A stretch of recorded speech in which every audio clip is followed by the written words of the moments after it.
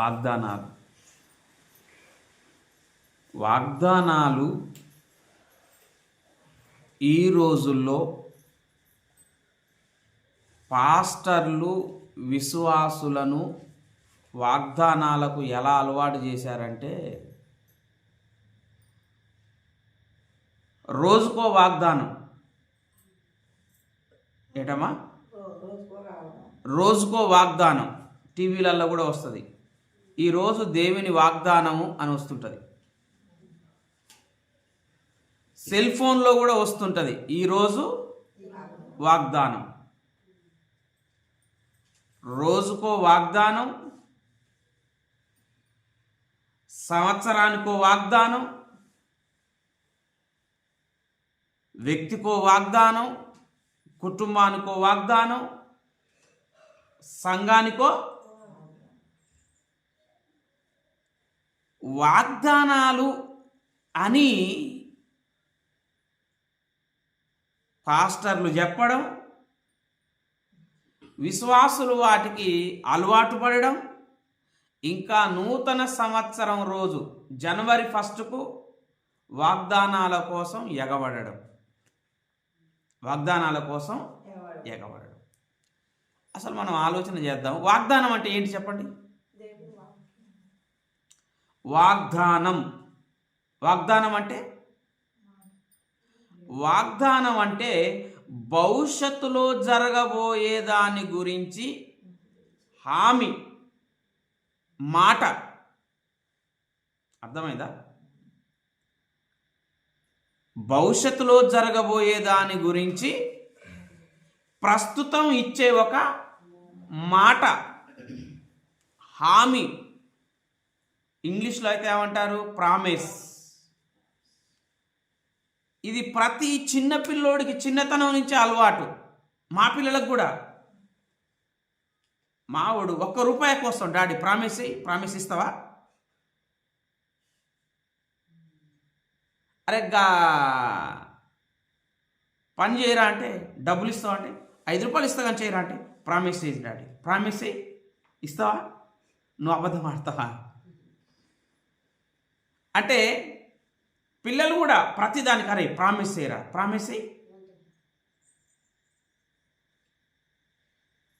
అరే అమ్మతోడు ప్రామిస్ రా, అమ్మ మీద ప్రామిస్ అయ్యరా, నాన్న మీద ప్రామిస్ అయ్యరా,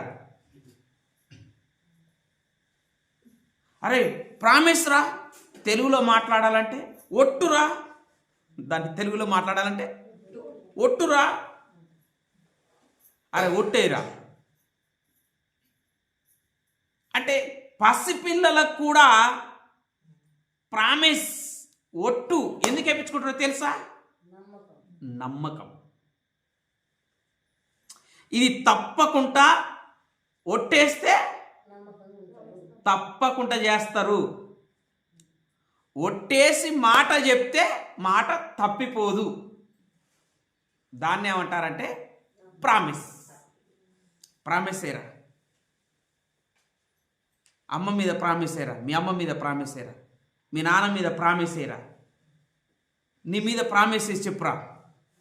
అర్థమైందా? అంటే ప్రామిస్ ఎందుకు? ఒట్టు, ప్రమాణం, వాగ్దానం ఏంటంటే ఖచ్చితంగా చేస్తారు, అందులో ఏమాత్రం డౌటు లేదు. అంటే చిన్నతనం నుంచే పిల్లలకు, పెద్దలకు, యవనస్తులకు, వృద్ధులకు దేని మీద నమ్మకం అంటే ప్రామిస్, ఒట్టు, వాగ్దానం. అర్థమైందా? మన క్రైస్తవ ప్రపంచంలోనికి వచ్చేవరకు, క్రైస్తవ లోకానికి వచ్చేసరికి ఈ ప్రామిస్ కార్డులు ఎక్కడి నుంచి వచ్చినాయో తెలియదు, ఈ ఎక్కడ ప్రారంభమైనవో తెలియదు, ఎవరు ప్రారంభించారో తెలియదు, ఎందుకు ప్రారంభించారో తెలియదు, ఇవి ఏం ప్రామిస్ కార్డులో కూడా తెలియదు.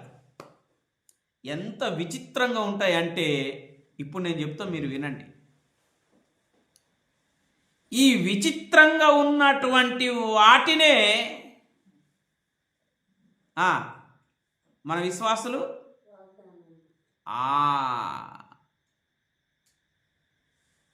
అపరిచితులు మన విశ్వాసులు. ప్రపంచంలో ఉన్న క్రైస్తవులు అపరిచితులు. అంటే ఈ వాగ్దానం అయ్యగారిస్తున్నాడా దేవుడిస్తున్నాడా ఎవరికి తెలియదు. ఈ వాగ్దానం అయ్యగారు చేస్తున్నాడా దేవుడు చేస్తున్నాడా చెప్పమ్మా. ఈ వాగ్దానం ప్రామిస్ నీకు ఇచ్చేది. వాగ్దానం అంటే ఏంది? ప్రామిస్.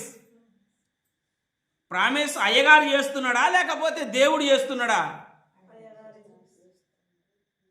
ఏమమ్మా, రోజుకో వాగ్దానమా? రోజుకో ప్రమాణమా? రోజుకు, సంవత్సరాలకు, సంఘానికి, కుటుంబానికి, వ్యక్తిగతంగా వాగ్దానాలకు ఎగబడి ఎగబడి ఎగబడి ఎగబడి జనవరి 1 రోజు నాడు, 31 రోజు నాడు వాగ్దానాలు తీస్తారంటే అవి ఎవరి వాగ్దానాలు? వాగ్దానాలు అంటే ఏంటి? ఇప్పుడు మీకు చూపిస్తా చూడండి. ఇంకో ఇది ఒక వాగ్దాన కార్డు. ఇవన్నీ ఏంటి అంటారు? వాగ్దానాల ప్రామిస్ కార్డ్స్ అంటారు. వీటిని ఏమంటారు? వీటిని ప్రామిస్ కార్డ్స్ అంటారు. ఇక ఈ ప్రామిస్ కార్డ్స్ని సంగమంలో పెడతారు. వాగ్దానాల కార్డులు ఇగో మందిరంలో ఉన్నవి ఒక్కొక్కరు వచ్చి తీసుకోండి అని అంటారు. ఒక్కొక్కరు వచ్చి ఈ వాగ్దానాలు తీస్తారు. తీసి వాళ్ళు చూస్తారు. చూసి ఇప్పుడు సపోజ్ నేనే తీసిన ఈ కార్డు వచ్చింది నాకు. ఇప్పుడు ఈ కార్డులో ఏముంది? నేను చదువుతున్నా చూడండి. నిన్ను గొప్ప జనముగా చేసి నిన్ను ఆశీర్వదించి నీ నామమును గొప్ప చేయుదును. ఆదికాండము 12వ అధ్యాయం 2వ వచనం. ఇది అర్థమవుతుందా? ఆదికాండము 12వ అధ్యాయము 2వ వచనం. ఇది ఈ వాగ్దానం, ఈ ప్రామిస్ ఎవరికి చేశారు? దేవుడు అబ్రాహాముకు చేసిండు. అబ్రాహాము నీ తండ్రి ఇంటి నుండి, చదవండి ఆ మాట, ఆదికాండం 12వ అధ్యాయం. ఒకసారి ఆ మాట కూడా మనం చూసుకుందాం. అక్కడ ఉన్న మాట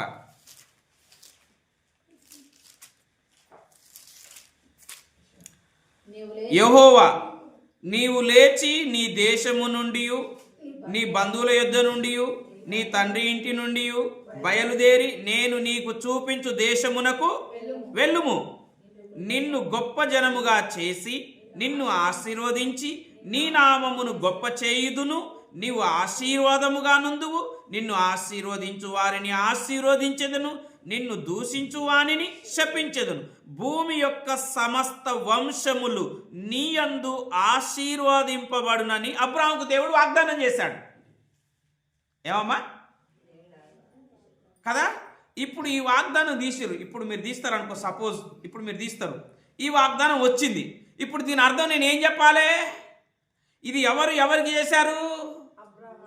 అబ్రహాముకు దేవుడు చేశాడు. చేసిండా? ఏమని చేసిండు? నిన్ను గొప్ప జనముగా చేసి నిన్ను ఆశీర్వదించి నీ నామమును గొప్ప చేయుదును. భూమి యొక్క సమస్త వంశములు నీయందు ఆశీర్వదింపబడును. ఏమమ్మా, భూమి యొక్క సమస్త వంశములు ఇప్పుడు నీ మూలంగా ఈ సంవత్సరంలో ఎట్లా ఆశీర్వదింపబడతాయి చెప్పురి? ఎట్లా ఆశీర్వదింపబడతాయి? ఇప్పుడు నాకు వచ్చింది కార్డు. భూమి యొక్క సమస్త వంశములు నా మూలముగా ఎలా ఆశీర్వదింపబడతాయి? ఎలా ఆశీర్వదింపబడతాయి? ఇక దీన్ని పట్టుకొని నేను 2026 సంవత్సరం అంతా ప్రార్థన చేయాలి. ఏమని ప్రార్థన చేయాలి? దేవా, 2026 సంవత్సరం నాకు వాగ్దానం చేసినావు నాయన.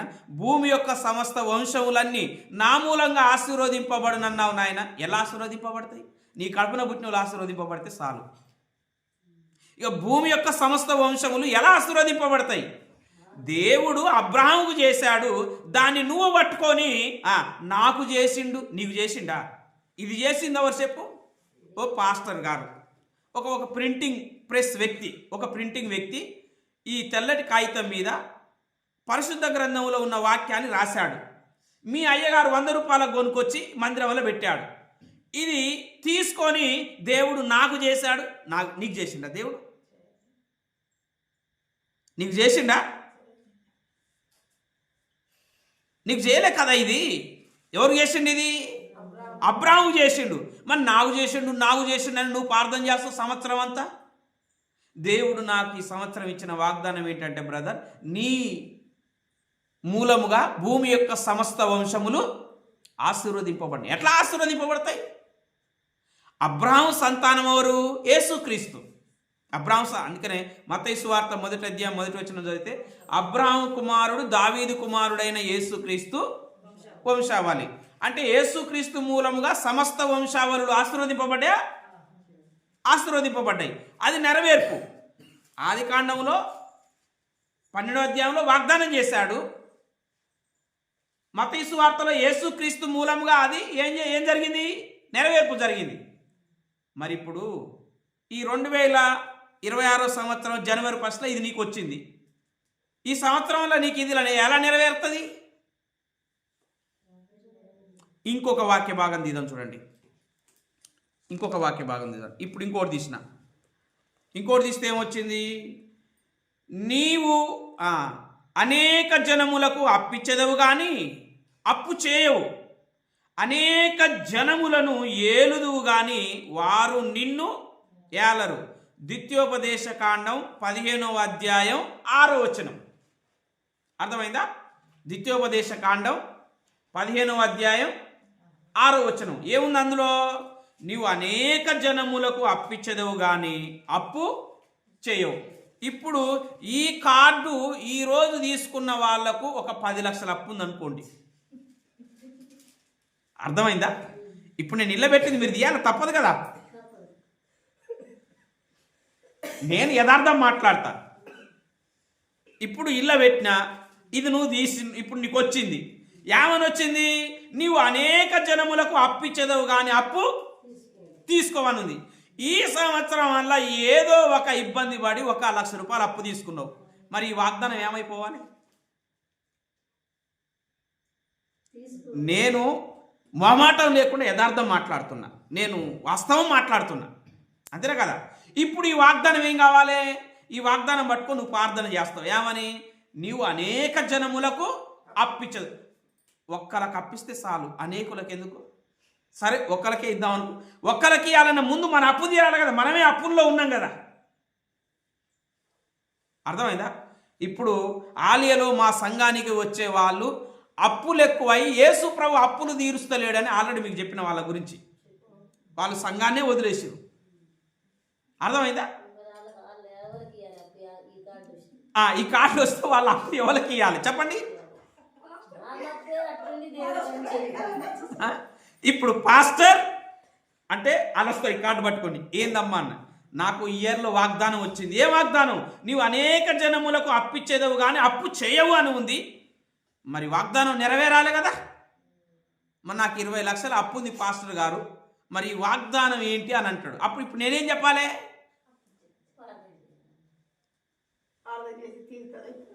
ప్రార్థన చేస్తే మొన్న చెప్పింది అదే. ప్రార్థన చేస్తే వడ్డీ పెరిగింది. అదే ఇప్పుడు 30 రోజులు ఉపవాస ప్రార్థన చేస్తే 100 రోజులు ఉపవాస ప్రార్థన చేస్తే 3 నెలల వడ్డీ పెరిగే పస తీరదాయ. అర్థమైందా? అంటే ఏందన్నట్టు ఇది. ఇప్పుడు ఈ వాగ్దానం పాస్టర్ ఇస్తుండా నీకు దేవుడు ఇస్తుండా? పాస్టర్ ఇస్తుండు. కాబట్టి ఈ వాగ్దానం నెరవేరకపోతే పాస్టర్కి అడిగిపో. పాస్టర్ నువ్వు నాకు వాగ్దానం ఇచ్చినావు 31st రోజు, జనవరి 1 రోజు, అది నెరవేరాలంటే నువ్వే నెరవేర్చు. ఎందుకంటే దేవుడు నాకు చేయలే. ఈ వాగ్దానం ఇశ్రాయేలీయులకు దేవుడు చేసిండు. ఎప్పుడు? ఒక 4-5 వేల సంవత్సరాల క్రితం. అర్థమైందా? అప్పుడు దేవుడు చేసిండు, వాళ్ళకు చేసిండు. నువ్వు రాసి పెట్టి అమ్మా ఈ సంవత్సరం నువ్వు అనేక మందికి అప్పిస్తావురా అని చెప్తే ఏంది? ఇది తీసేయండి. ఇంకొకటి తీద్దాం. ఇంకొకటి ఏమొచ్చింది? ఏందమ్మా ఇది? ఇదిగో నేను నీకు తోడై ఉండి నీవు వెళ్ళు ప్రతి స్థలమందు నిన్ను కాపాడుచు నేనే నీతో చెప్పినది నెరవేర్చు వరకు నిన్ను విడువను. అర్థమైందా ఇది? నేను మళ్ళీ చదువుతా. ఆదికాండము 28వ అధ్యాయం 15వ వచనం. ఇదిగో నేను నీకు తోడయ్యుండి, ఎవరికి? నీకు తోడయ్యుండి నీవు వెళ్ళు ప్రతి స్థలమందు నిన్ను కాపాడుచు. యాకోబుతో దేవుడు మాట్లాడుతున్న మాట ఇది. లాబాను దగ్గరికి వెళ్తున్నప్పుడు కాపాడుచు నేను నీతో చెప్పినది నెరవేర్చు వరకు నిన్ను. ఇప్పుడు ఈ కార్డు తీసిన ఇది వచ్చింది. నేను నీతో చెప్పినది నెరవేర్చే వరకు నేను నీతోనే ఉంటానని వచ్చింది. నాతో ఏం చెప్పాడు పాస్టర్ గారు? ఇప్పుడే కదా నేను కార్డు తీసింది. అర్థమైందా? ఏమనుంది ఇక్కడ? నేను నీతో చెప్పినది నెరవేరే అంతవరకు నేను నీతోనే ఉంటా అని వచ్చింది. నాతో ఏం చెప్పిండు? ఏం చెప్పలేదే. ఇప్పుడే కదా కార్డు తీసింది. ఏం చెప్పలే కదా. అంటే చూడండి, ఇది ఒక బిజినెస్. ఇది ఒక బిజినెస్.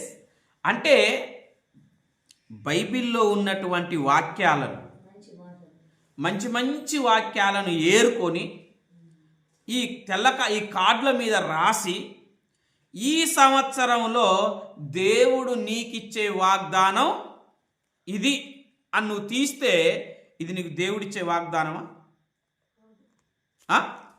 ఇది నీకు దేవుడిచ్చే వాగ్దానమా? ఇది దేవుడినిచ్చే వాగ్దానమా? అసలు ఈ వాగ్దానాలన్నీ ఎవరు చేశారు? ఇశ్రాయేలీయులతో దేవుడు మాట్లాడినటువంటి మాటలు. అర్థమైందా? ఆ మాటలను ఈ కార్డుల మీద రాసి దేవుడు నీకు ఈ సంవత్సరం, ఇప్పుడు ఒక పాప కార్డు తీసింది. కార్డు తీస్తే ఆమెకి ఏమని వచ్చింది? నీ గర్భఫలము ఫలించునుగాక అని వచ్చింది. నీ గర్భఫలం ఫలించును అని వచ్చింది. ఆ పిల్లకు పెళ్లి కాలే. ఆ పిల్లకు పెళ్లి కాని పిల్ల గర్భం ఎలా ఫలిస్తుంది? ఏమా?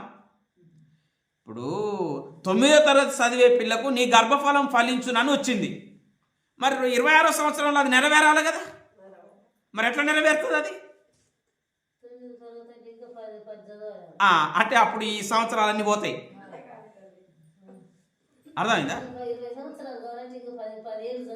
అర్థమైందా? అంటే పొద్దున్నే లేవగానే ఈరోజు దేవుడు మీకు ఇచ్చిన వాగ్దానం అనిపిస్తాడు. దేవుడు వీళ్ళకి ఇచ్చిండా? నువ్వు బైబిల్లో చదువుతున్న మాట దేవుడు ఏ కాలంలో ఎవరితో చెప్పాడో అది వాళ్ళకిచ్చింది. అర్థమైందా? మరి మనకెందుకు ఉన్నది అంటే వారి నుండి మనం ఏమి నేర్చుకోవాలో మనకు బుద్ధి కలుగుటకై, అర్థమైనా మనకు దృష్టాంతములుగా ఉండడానికి మనకు అవి వ్రాయబడినవి. అవి చదివి వాటి నుండి మనకు ఆత్మీయ పాఠాలు, ఏమైతే గుణపాఠాలు ఉంటాయో ఆ గుణపాఠాలను మనం నేర్చుకోవాలి. అర్థమైందా? ఇశ్రాయేలీయులకు అబ్రాహాముకి ఏం చెప్పాడు? పాలు తేనెలు ప్రవహించే దేశాన్ని ఇస్తా అని వాగ్దానం చేశాడు. చేసిండా? అది ఇచ్చేశాడు. అర్థమైందా? దావీదుకి ఏమని వాగ్దానం చేశాడు? నీ గర్భవాసం నుండి పుట్టినవాడు నీకు రాజైతాడు అని చెప్పాడు. అర్థమైందా? ఇట్లా వాగ్దానాలు చేసుకుంటూ వచ్చేసాడు. ఆ వాగ్దానాలన్నీ పాత నిబంధనలో ఉన్న వాగ్దానాలన్నీ ఎవరియో తెలుసా? రోమపత్రిక తీయండి ఒకసారి. రోమపత్రిక 9వ అధ్యాయం 4వ వచనం. వీరు ఇశ్రాయేలీయులు దత్తపుత్రత్వమును, మహిమయు, నిబంధనలను, ధర్మశాస్త్ర ప్రధానమును, అర్చనాచారాదులను, వాగ్దానాలు ఎవరివి? ఇశ్రాయేలీయులవి. వాగ్దానాలన్నీ ఎవరివి? పాత నిబంధనలో ఉన్న వాగ్దానాలన్నీ ఇశ్రాయేలీయులవి, మనవి కావు. అర్థమైందా? ధర్మశాస్త్రము వీరిది, పితరులు వీరివారు, దత్తపుత్రత్వం వీరిది, మహిమ నిబంధనలు వీరివి, ప్రధానమును అర్చనాచారాలు వీరివి, వాగ్దానములు వీరంటే ఎవరాలు? ఇశ్రాయేలీలు. వాగ్దానాలన్నీ ఇశ్రాయేలీలవి. అవి మనం రాసుకొని ఇగో దేవుడు నీకు వాగ్దానం ఇచ్చాడు. అయ్యగారు చెప్పడం సరే, విశ్వాసులు అర్థమైందా? అవి వాళ్ళవి. అర్థమైందా? ఈ వాగ్దానాలు తెల్ల కాగితం మీద రాసుకొని ఇది వాగ్దానం అనుకొని ఒకటి తీస్తాడు, ఇది నా పర్సనల్ వాగ్దానం అంటాడు. ఇంకొకటి తీస్తాడు, ఇది కుటుంబ వాగ్దానం అంటాడు. ఇంకొకటి తీస్తాడు, సంఘ వాగ్దానం అంటాడు. అర్థమైందా? ఏంటి అన్నీ? ఈ వాగ్దానాలను ఎవరి? అసలు ఇశ్రాయేలీయులకు ఇవ్వబడిన వాగ్దానాలు, వాక్య భాగాలు, వాగ్దానాలు అనుకొని నువ్వు పట్టుకుంటున్నావు. అసలు నీకు చేసిన వాగ్దానం మర్చిపోయినావు. అసలు క్రైస్తవులకు దేవుడు చేసిన వాగ్దానం ఏంటి చెప్పండి? చెప్పండి. క్రైస్తవులకు దేవుడు చేసిన వాగ్దానం ఏంటి తెలుసా? ఒకసారి చూడండి. యోహాన్ రాసిన మొదటి పత్రిక, యోహాన్ రాసిన మొదటి పత్రిక 2వ అధ్యాయం 25వ వచనం. నిత్య జీవము అనుగ్రహింతుననున్నదియే ఆయన తానే మనకు చేసిన వాగ్దానం. మనకు చేసిన ఎవరు? దేవుడు మనకు చేసిన వాగ్దానం ఏంటంట? నిత్య జీవాన్ని ఇస్తానని వాగ్దానం చేశాడు. ఈ నిత్య జీవం ఎవరి అందున్నది? ఆయన కుమారుడైన యేసుక్రీస్తునందు ఉంది. అర్థమైందా? అంటే మనకున్న వాగ్దానం ఏంటి? నిత్య జీవం. యేసుక్రీస్తు దేవుని కుమారుడని విశ్వసించువాడు నిత్య జీవం గలవాడు. యేసుక్రీస్తు దేవుని కుమారుడని నమ్మనివాడు నిత్య జీవం లేనివాడు. అంటే మనకు క్రైస్తవులకు దేవుడు చేసిన వాగ్దానం ఏంటి? నిత్య జీవం. ఇశ్రాయేలీయులకు, యూదులకు అనేక రకమైన వాగ్దానాలు ఉన్నవి. కానీ మనకు చేసిన వాగ్దానం ఏంటంటే నిత్య జీవమును గూర్చిన వాగ్దానం మనకుంది. ఇంకొక వాగ్దానం ఏముంది? అపోస్తుల కార్యములు 2వ అధ్యాయం. అపోస్తుల కార్యములు 2వ అధ్యాయము 38వ వచనం. పేతురు, మీరు మారు మనసు పొంది పాపక్షమాపణ నిమిత్తం ప్రతివాడు యేసుక్రీస్తు నామమున బాప్తిసం పొందుడి. అప్పుడు మీరు పరిశుద్ధాత్మ అను వరమును, ఈ వాగ్దానము మీకు, మీ పిల్లలకు, దూరస్తులందరికీ. అర్థమైందా? ఇది మన వాగ్దానం. ఏ వాగ్దానం? పేతురు పెంతెకోస్తు పండగ దినమున అక్కడికి వచ్చిన వారికి వాక్యం చెప్తే వారు మనస్సులో నొచ్చుకొని యేసుక్రీస్తుని ప్రభువుగా, రక్షకుడిగా, దేవుని కుమారుడిగా విశ్వసించి బాప్తీసం పొందుకున్న వారికి చెప్తున్నాడు ఏమని? మీరు బాప్తీసం పొందండి. అప్పుడు యేసుక్రీస్తు నామములో బాప్తీసం పొందిన తర్వాతకి పరిశుద్ధాత్ముని వరముగా పొందుతారు. ఈ వరము, ఈ వాగ్దానము మీకు, మీ పిల్లలకు, దూరస్తులం అంటే మనమే, అన్యులం. అర్థమైందా? మీకు, మీ పిల్లలకంటే వాళ్ళు యూదా, ఇశ్రాయేలీలు. దూరస్తులు అంటే ఎవరు? మనమే, అన్యులం. దూరస్తులకు ఈ వాగ్దానము చెందును. అంటే మనకు చేసిన వాగ్దానం, పరిశుద్ధాత్మని గూర్చిన వాగ్దానం, నిత్య జీవమును గూర్చిన వాగ్దానం. అర్థమైందా? ఇంకా జయించిన వారికి ఏమిస్తానన్నాడు? జీవ కిరీటం వాగ్దానం చేయబడింది. ప్రకటన గ్రంథంలో 2వ అధ్యాయంలో అంటాడు, ఏమంటాడు? జయించుడి, జయించిన వానికి ఏమిస్తా అన్నాడు? జీవ కిరీటం ఇస్తానని వాగ్దానం చేశాడు. జయించిన వారిని నాతో పాటు నా సింహాసనమునందు వాణ్ణి కూర్చుండనిచ్చెదను అని వాగ్దానం చేశాడు. ఇవి మన వాగ్దానాలు. క్రైస్తవులకు ఉన్న వాగ్దానాలు ఏంటి? నిత్య జీవమును గూర్చిన వాగ్దానం, పరిశుద్ధాత్మను గూర్చిన వాగ్దానం, జీవ కిరీటమును గూర్చిన వాగ్దానం, సింహాసనమునందు కూర్చుండబెట్టుకొనిచ్చే వాగ్దానం. అర్థమైందా? ఇవి అసలు ఈ వాగ్దానం ఇలా ఉంటే నేను చెప్పిన ఒక్కటన్న ఇందులో ఉందేమో చూడండి. అర్థమైందా? నేను చెప్పిన ఇప్పుడు చూపించిన మన వాగ్దానాలలో ఒక్కటన్న ఈ వాగ్దానాల కార్డులో ఉంటే చూపించండి నాకు.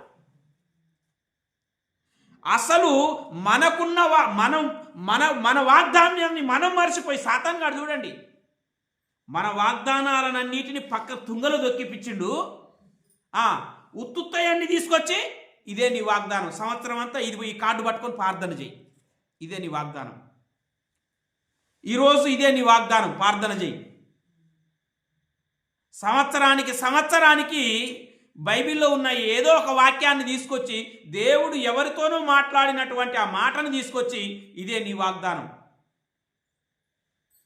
అసలు నీ వాగ్దానం ఏంటి? నిత్య జీవము అనుగ్రహించునని దేవుడు మనకేం చేస్తాడంట? నాకు ఒక్కనికి అనలే, అందరికీ కలిపి ఒకే వాగ్దానం. పరిశుద్ధాత్మని కూడా అందరికీ కలిపి ఒకే వాగ్దానం. అర్థమైందా? కాబట్టి గుర్తుపెట్టుకోండి, ఇవి ఇందులో వ్రాయబడినటువంటి వాక్యాలు మనకు చేయబడిన వాగ్దానాలు కావు. రోమపత్రికలు చదివామే 9వ అధ్యాయంలో వాగ్దానాలు ఇశ్రాయేలీయులవి, మన వాగ్దానాలు ఇవి. నిత్య జీవం, పరిశుద్ధాత్ముడు, జీవ కిరీటం, సింహాసనం మీద కూర్చుండబెట్టుకొని ఇస్తున్నాడు. ఎవడు రాయడు ఇందులో, సాతాను గాడు రాయనీయడు వాళ్ళను. ఎందుకు? మీ వాగ్దానాలు మీరు తెలుసుకోవద్దు. అర్థమైందా? అబద్ధాన్ని నమ్మిపిస్తాడు. ఏమని?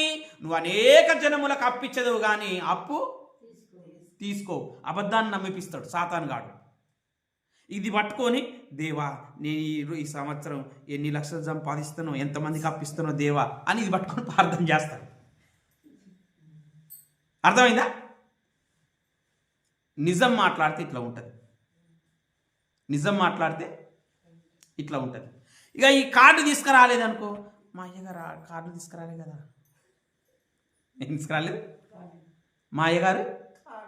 అసలు ఈ కార్డులు, ఈ ప్రామిస్ కార్డులు ఇచ్చేది ఇప్పుడు ఎవడన్నా ఇన్ని వాగ్దానాలు చేస్తారా? దేవుడు ఇన్ని వాగ్దానాలు ఇస్తాడా? ఇప్పుడు వాగ్దానం అంటే ఏంది? ఏం చేసుకున్నాం? ప్రామిస్, అది ఖచ్చితంగా. మరి ఇప్పుడు నెరవేరకపోతే ఏంది? ఇది వాగ్దానం ఎట్టయితుంది? ఎవడు దీనికి పూచి?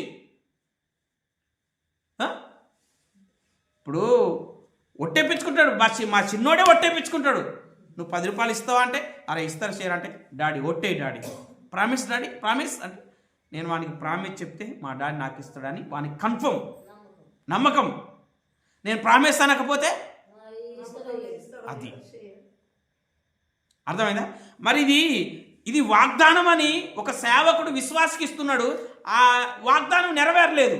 ఇప్పుడు సేవకుడు మరి ఏందన్నట, వాగ్దానమా కాదా అది? మరి ఎందుకు ఇచ్చాడు సేవకుడు విశ్వాసకి వాగ్దానం అని?